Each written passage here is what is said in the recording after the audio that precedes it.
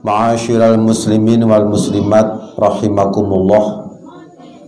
Setiap orang yang bertakwa kepada Allah akan berusaha untuk memperbaiki diri ketika berbuat salah, baik terhadap diri sendiri, orang lain, termasuk kepada Allah Subhanahu wa ta'ala dengan melakukan pelanggaran-pelanggaran maksiat.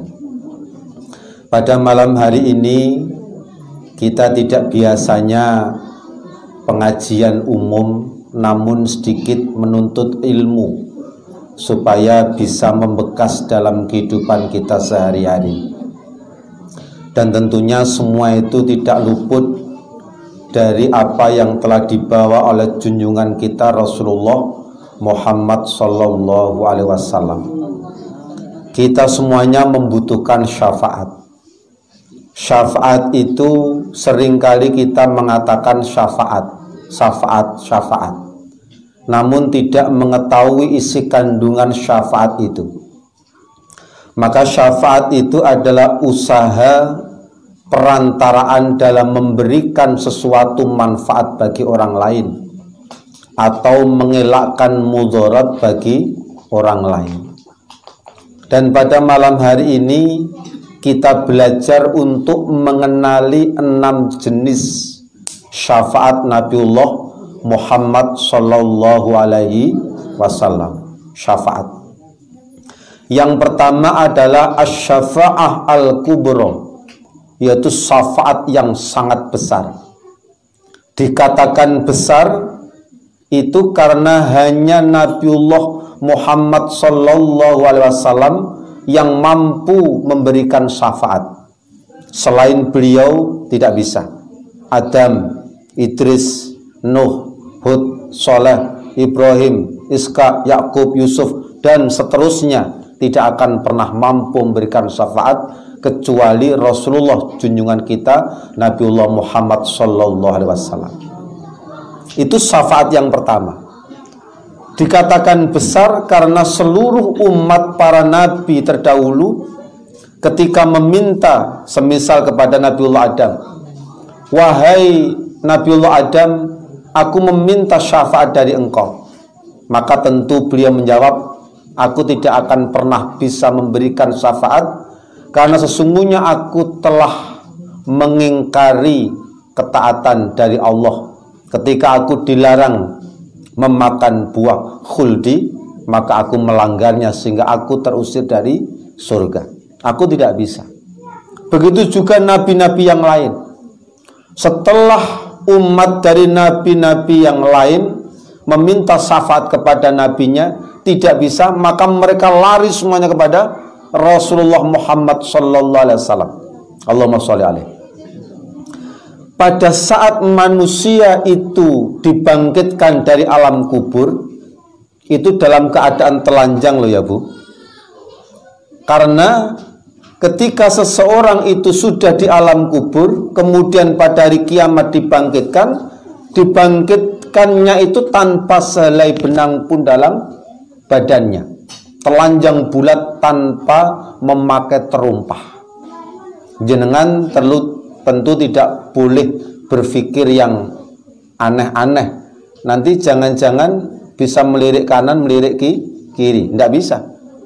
Hal ataka haditsul ghasyiyah wujuhu yawma idzin khasyi'ah. Pada hari itu wajah-wajah mereka tertunduk di hadapan Allah. Maka mereka ramai-ramai mencari syafaat. Dan pada akhirnya semuanya meminta syafaat kepada Rasulullah Muhammad SAW. Maka syafaat orang yang beriman dari Nabi itu ada. Syafaat untuk orang yang beriman, calon penghuni surga. Diberinya syafaat orang-orang yang beriman ini supaya mulus nanti ketika masuk ke dalam surga. Itu syafaat yang kedua. Untuk orang-orang yang beriman, calon penghuni surga. Yang ketiga, syafaat yang diberikan untuk orang yang beriman, namun di dunia itu masih melakukan dosa dan maksiat. Contoh, Dulu ketika di dunia dia sholat, dia puasa, dia zakat, dia umroh, bahkan dia haji. Namun dia rajin melakukan pekerjaan judi togel, misalnya adu ayam, minum minuman keras atau banyu londo atau yang lainnya. Ini orang-orang yang beriman ini melakukan dosa dan maksiat, dan ketika waktu hisab dia pantas masuk neraka. Namun karena mendapatkan syafaat dari Rasulullah, maka Zat yang Maha Pengampun mengampuni semua dosa-dosanya. Itu syafaat yang ketiga. Syafaat yang keempat itu adalah untuk penghuni neraka, yang ketika dia di dunia itu mengakui kalimat la ilaha illallah, dia banyak dosa dan maksiat.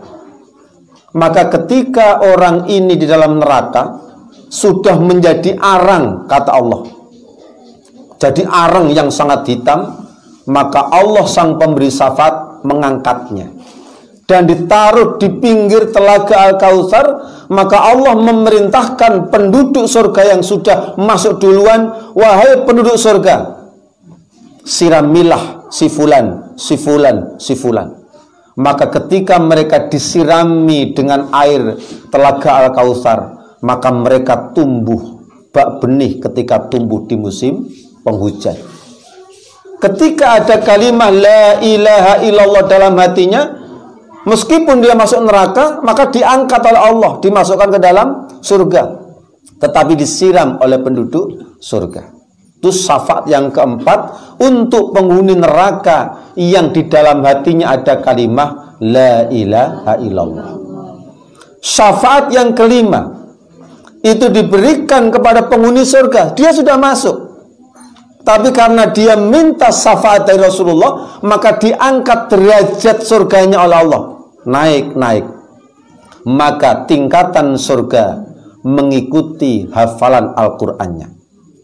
Semakin banyak dia menghatamkan Al-Quran, semakin banyak dia hafal juz, maka demikianlah tingkatan surganya ketika nanti di surga. Dengan catatan hafalannya dipahami, dimengerti, kemudian diamalkan dalam kehidupan sehari-hari.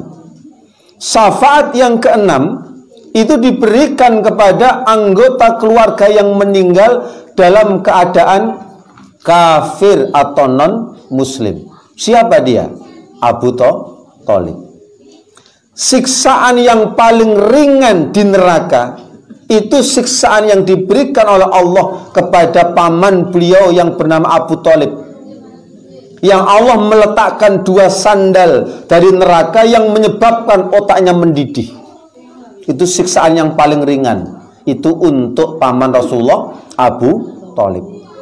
Dalam hadis riwayat Imam Ahmad disebutkan. Dan syafaat pertama kali itu disebutkan oleh Allah dalam Al-Quran surah Al-Baqarah ayat 48. Ada kata syafa'atun. Syafaat itu pemberian. Dan Allah memperingatkan, peringatkanlah dengannya, yaitu dengan Al-Quran, orang-orang yang dalam hatinya ada ketakutan bahwasanya nanti dia akan dikumpulkan pada hari kiamat, dan ketika itu tidak ada penolong, waliyun wala syafi'un la'alahum yattaqun. Laisa lahum min dunihi waliyun wala syafi'un la'allahum yattaqun. Ketika nanti seseorang itu tidak ada yang bisa menolong, tidak ada yang bisa memberikan syafaat selain daripada Allah Subhanahu wa ta'ala, agar mereka bertakwa. Itu peringatan. Yang bisa memberikan syafaat itu Rasulullah SAW atas izin Allah Subhanahu wa ta'ala. Dan Allah akan memberikan itu kepada orang-orang yang tadi kita ketahui bersama, termasuk orang yang beriman.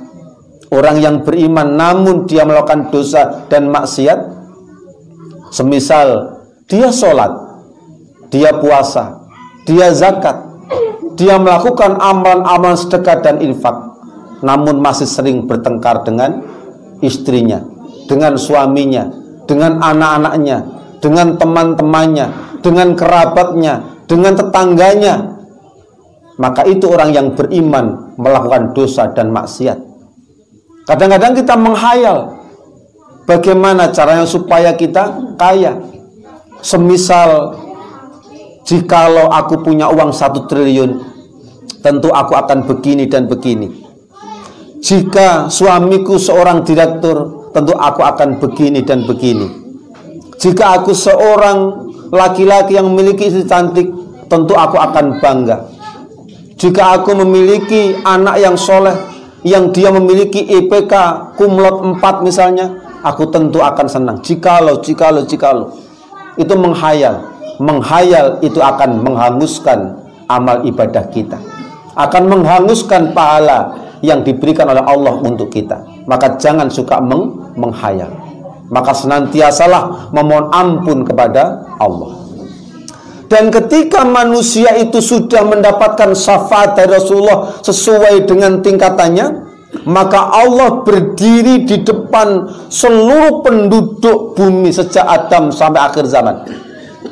Maka kemudian datanglah rombongan malaikat, wal malaku saffan saffa, dan malaikat yang berdatangan dalam keadaan berombong-rombongan atau terus-menerus kontinu mengikuti apa yang diperintahkan oleh Allah, kanan, kiri, belakang, semua berbaris rapi.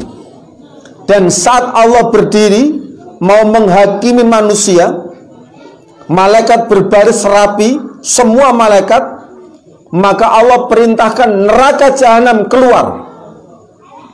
Neraka jahanam itu keluar. Dalam riwayat yang sahih dari Ibnu Umar, hadis riwayat Tirmidzi tentang ciri-ciri neraka. Neraka jahanam itu memiliki 70.000 tali. Dan tiap tali dikendalikan 70.000 malaikat. Saking ganasnya, saking beringasnya. Neraka jahanam hendak melumat orang-orang yang banyak melakukan kemaksiatan dan banyak dosanya. Di saat itulah orang-orang yang beriman gemetar. Ketika mereka bergetar, maka Allah memanggil, sesungguhnya nanti aku akan mendekatkan orang mukmin, orang yang beriman, kemudian Allah akan beri tutup dia, dan Allah akan menutupinya. Maka Allah berbisik, wahai orang beriman, wahai orang mukmin, apakah engkau tahu dosamu? Maka orang beriman ini sambil malu-malu kepada Allah, wahai Allah, aku mengakui semua dosa-dosaku. Kemudian Allah berkata lagi, berfirman lagi, ketahuilah wahai orang mukmin, sesungguhnya aku mengetahui semua kesalahanmu, dosa-dosamu di dunia. Namun hari ini aku telah mengampuni. Tapi ketika itu orang beriman sudah melihat dirinya akan binasa, karena dia melihat neraka jahanam itu sudah di depan mata. Maka Allah melindungi. Hari ini aku berikan untukmu catatan amal baikmu. Adapun orang-orang yang kafir dan munafik, maka dia dihadapkan kepada orang banyak. Kemudian Allah berkata, lihatlah ini, dia telah mendustakan aku sebagai Allah. Maka hari ini aku melaknat mereka karena mereka telah berbuat kezaliman. Itu neraka. Maka malaikat Zabaniyah bersiap-siap diri, mengambil orang-orang kafir dan orang-orang munafik, diikat oleh malaikat Zabaniyah penjaga neraka. Dan ketika itu malaikat Zabaniyah mencengkeram dia dan melemparkan ke dalam neraka jahanam. Na'udzubillah min dzalik. Hari ini kita meminta syafaat dari Rasulullah. Kita berusaha untuk memperbanyak sholawat. Innallaha wa malaikatahu yusholluna 'alan nabi. Ya ayyuhalladzina amanu shollu alaihi wasallimu taslima. Sesungguhnya malaikat dan Allah senantiasa bersolawat kepada Rasulullah Muhammad SAW. Solawat yang terbaik adalah solawat Ibrahimiyah yang kita baca ketika tahiyat awal maupun tahiyat akhir. Semoga hari ini adalah hari yang terbaik untuk kita semuanya.